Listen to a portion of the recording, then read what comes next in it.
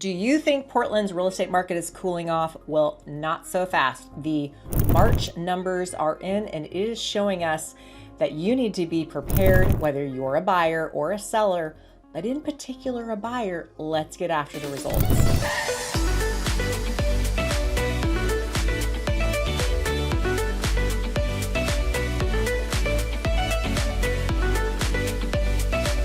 So I thought I would do a real estate market update for the Portland metro area. It's currently the first week of April, but we don't get the data for March until we're into April. Make sense? Yeah. But we just got the data and I always look at it. In fact, most real estate agents look at the data that I'm about to show you guys every single month to look at what is happening. Now, for those of us who are in the field, we're actively working with clients, we kind of have a sense of what's going on, but it's great confirmation, or at least showing us information that kind of aligns with what we're seeing out here on the day-to-day. Now, the rest of the country, a lot of agents around the country, my colleagues from Arizona and Texas and other states, they are all saying something completely different than what we're seeing here in the Portland metro area. So if you're in one of those states where the market is slow and sluggish and houses aren't selling, or it's taking forever and lots of price reductions, like I'm hearing all kinds of crazy. I've got some colleagues out of Arizona specifically who are saying that market has come to a screeching halt in many ways. That is not what is happening here in the Portland metro area. I am happy to report that Portland is pretty darn resilient despite all things. Now, we didn't do the big blow up of houses during COVID times. In fact, we're not really able to do the big blow up. What do I mean by that? Well, when the market takes off running, which it did for the entire country in almost every market, a lot of builders go out and build, and you just see a swelling happen to keep up with the demand. And during those times, a lot of areas of the country can absorb that inventory. So it seems like you can build endlessly. But here in Portland, we have the urban growth boundary that keeps, it's like this imaginary circle that goes all the way around the Portland metro area. And we cannot build outside of that line. It is acreage property, farm properties. It's not annexed into the city.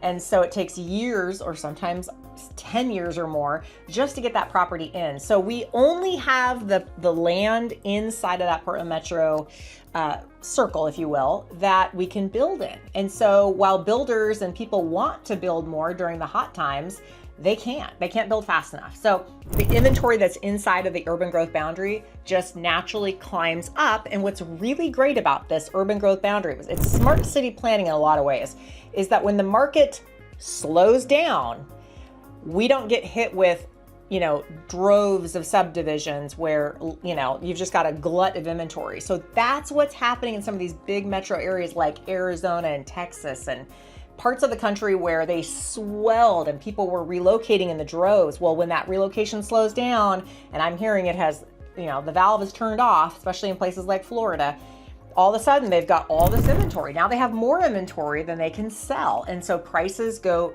down. That is not happening here in Portland. But what is happening? Are we, selling like hotcakes? No, it's not going bonkers, thankfully. I actually don't love it when the market is going bonkers because buyers have to do what I call disgusting things to even get a house. But what's great is that inventory is up. So let's just break it down. So we're up 36% in inventory from February. So March saw our big leap into the spring market. Pretty common, right? We're heading into the spring. Sellers have been getting their houses ready. So March saw a boom, almost 40%, 36, of inventory going up.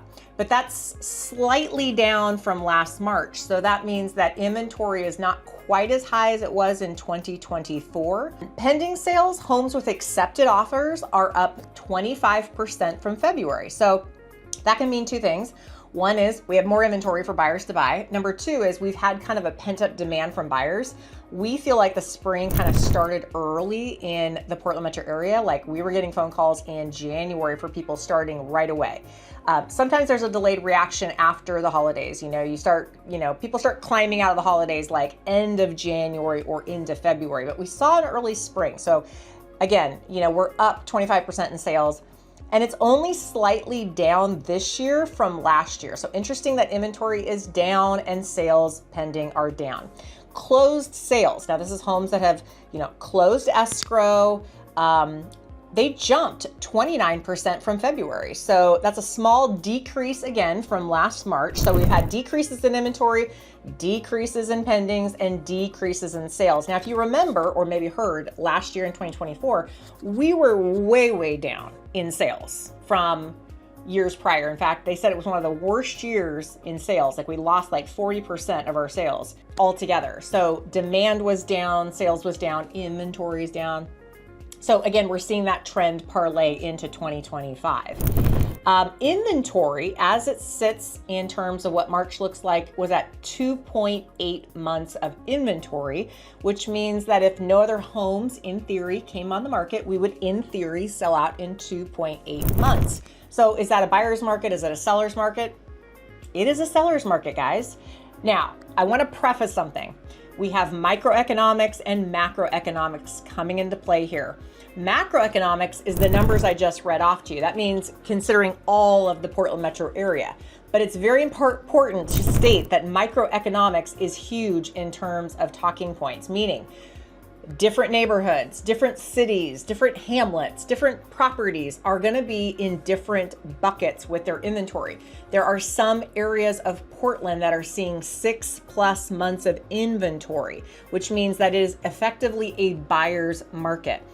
A lot of Portland, especially areas that we cover a lot on this channel, is sitting in the seller's market range. They're sitting at 2 months of inventory, 1 month of inventory, 3 months of inventory. So we have gobbled up a lot of inventory since the start of this year. We were actually a little concerned at the beginning of this year that, inventory was up really high comparatively for Portland. Were we going to see prices continue to come down or things softening? That has in fact changed since the spring market has hit. All right, now how does that affect buyers? Well, all right, if you're a buyer, here's some things to think about. That means more homes are being listed, which is good. You have more inventory options typically to choose from. If something doesn't show up one week, you'll see sometimes inventory hit the market next week. But that means that also we have more competition right now. So what happens in the spring is we have usually the highest number of closed sales happen in the month of May, statistically speaking, which means they show up in February, March, and April and have a 30 to 45 day closing. So you're going to see a lot more buyers enter the market in the spring months. It's just the nature of it. Also more inventory. So be prepared for some competitive offer situations.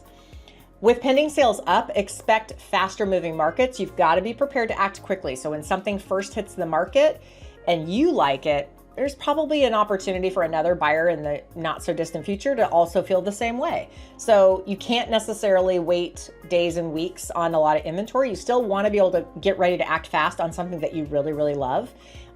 If you don't have competition, fantastic. We've seen some situations recently where houses have come on the market and they're awesome. They're great in price, condition, location, and we're not in a competitive offer situation, but you still have to come in with a good offer. It doesn't mean you can go in right out of the gates and tell the seller that you're going to offer, a whole bunch of money off the price and all your terms.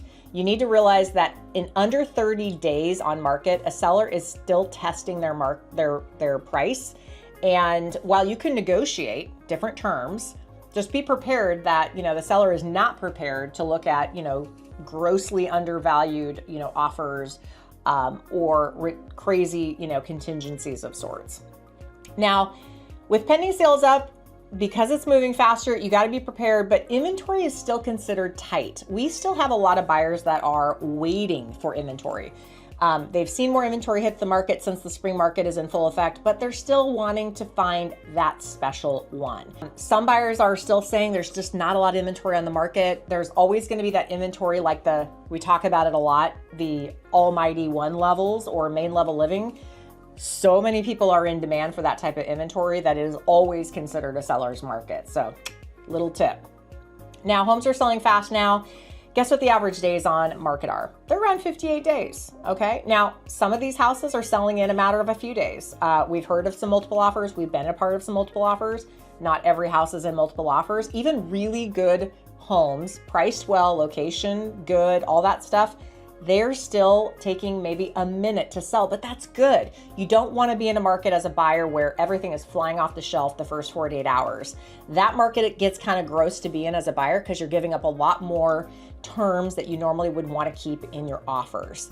I actually really, as a realtor of 24 years, I actually really love this type of market because I feel like buyers have an opportunity to sometimes even go back twice to look at the house they really fell in love with and take a minute to think about it. Not a lot, but it doesn't feel like you're having to jump the same day an hour and then you're fighting just to win the offer. So in my opinion, this market is a healthy balance, but it doesn't mean that the house that you fall in love with isn't going to have more than one person. There are some areas of Portland that are they're acting like the 2021 market. Okay, if you're a seller, how's this market affecting you? Since new listings are up in the February timeframe and in the March timeframe compared to last year, you still need to be competitive. This is still the market where you need to care about how you're coming to market. I can't stress this enough. This is one of those where it is all about the beauty contest. Buyers are looking for a pretty picture. They're looking for your inventory to be dialed. They want to walk in and say yes. So maybe that's doing staging. Maybe that is doing some extra cosmetics, not a lot, but some, painting, carpet, things like that. Maybe it's even having a pre-inspection and knowing the condition of the house. We love it as agents and even buyers when the seller has pre-inspected a property and really made it so that it is easy to say yes to. Buyers are active, and with pendings on the rise, there is real demand, but there's still some hesitancy in the market as we've had a very volatile situation, as you can imagine, over the stock market and the economy. And some buyers are still getting nervous about entering the marketplace. And so you got to make it easy for a buyer to say yes to you, meaning a pretty picture, repairs, done, making it easy to walk in the door and want to say yes to that house and give a good offer. Now, market time is down. Homes are selling faster now because we're in the throes of spring. So you do need to still realize that pricing is key. So one of the big things that we see in this market is that there's the tale of two markets. One is a house has been on the market for just a couple of days and it gets absorbed, or a week and gets absorbed. And when I say absorbed, I mean a buyer comes along and offers a price, on the seller. Then there's this other market that is hard to talk about because you have to have a lot of context to it. And that is the market where a glut of inventory has been sitting on the market for weeks, if not months. And they have started way up here and they've had price reduction after price reduction after price reduction. So it is not the time to overprice your home. And it's really a gut check moment where you need to say, what is the market actually doing in the price point that I'm going to put the house on the market for? Is this a compelling price? Because this market is one where a buyer will either choose you and give you your price, or they will reject you and walk away without even thinking twice about it. And a lot of sellers are still wanting premiums for their houses. And this is not the market to go for a massive increase well and above what the market's going to bear you. So smart pricing, being dialed in, and really assessing what it's going to take to get your house an offer or get buyers compelled enough to want to make an offer on your house. Okay, so here's the key takeaways. We're in the spring market. That means we're playing by the rules of the spring market. This isn't the market of 4 months ago when you saw houses sitting on the market and not selling and interest rates were, here and there. This is the market where they're buying it and they're selling it. So if you're a serious buyer, you want to be able to come to the table with a good strategic offer on a house that is either A, fresh on market or priced well, or maybe a house has been sitting on the market, but now it's finally gotten to the price that it makes it worthwhile to ride on. You still want to be ready to go because those houses are getting absorbed by the market. Spring market goes until about the end of May, and then we hit the summer months, which is a different type of market. But people who are serious about selling are usually entering the market in the next few weeks. So it is about being ready and proactive in your search. Don't be afraid to get into the market. Whatever is going on with the economy is happening. As long as you feel comfortable with the payment and you are ready to act, I can tell you that it is safe here in Portland because we are seeing a very strong real estate market compared to the rest of the country. I had this feeling it could happen this year. Now that all the dust is settling from elections, even though we're dealing with, the aftermath of things happening here in post-election time, people are still wanting to make roots, and we're getting lots and lots of reach outs from people making the move into Portland. Locals, of course, but people from out of state who are moving because of lifestyle, family, work, geopolitical reasons or weather-related reasons. We talk a lot in our videos about the type of people that make the move here. We've seen a ton of climate refugees Go watch our video on that. We've seen a ton of people move here because Portland has so much to offer. I just did a video on I'm betting on Portland. I believe in Portland, and with the strong real estate market we have in 2025, when most of the country is really struggling, it goes to show that there is a reason people buy and live here. So if you have any comments, drop them below. If you want to reach out to us to have us go over an assessment of your circumstances, where to live, how to set this whole move up. We do this all the time. We love the reach outs, and we look forward to talking with you on your move to Portland.